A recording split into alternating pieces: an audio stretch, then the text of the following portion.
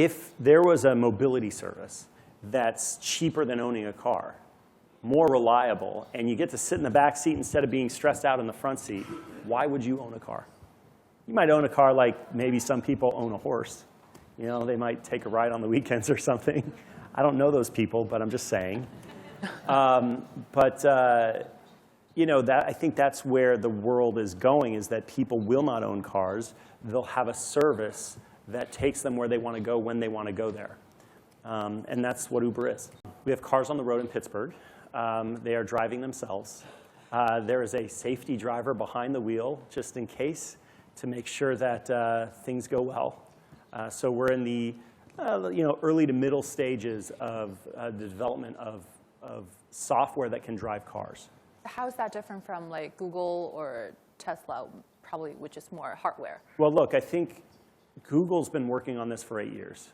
And there's a reason. 1 million people die every year in cars from human error, people making mistakes when they're driving. And there's tens of millions of people that get injured. And then think of the trillions of hours that we spend behind the wheel driving. And so there's a huge, huge positive impact to society when driverless cars become a thing.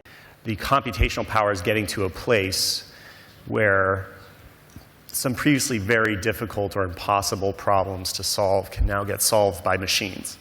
And I think it's going to enhance our lives in ways that some are predictable, maybe something like a driverless car, but some things that are super unpredictable that we don't expect. And by the way, that's kind of the spice of life. That's what's fun, is new things that you didn't expect coming and making our lives better. I mean, I'm generally an optimist, so I can't wait to see what that future holds. Figuring out how to get more people in fewer cars is really what we're all about, right? So think of the world where there is no ride sharing and people are driving themselves to work, let's just say.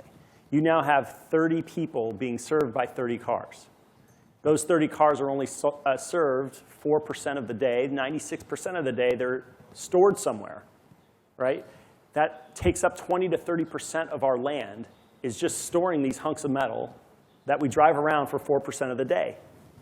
And so you go, well, we could do better. So Uber rolls out, and then, well, it's one car serving 30 people instead of 30 cars.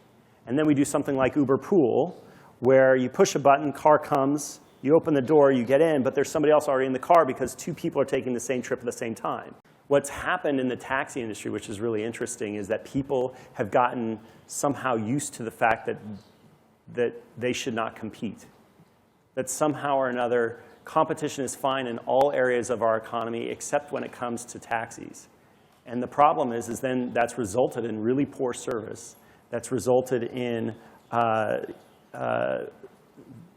wages, low income for drivers, and very difficult for people to get around.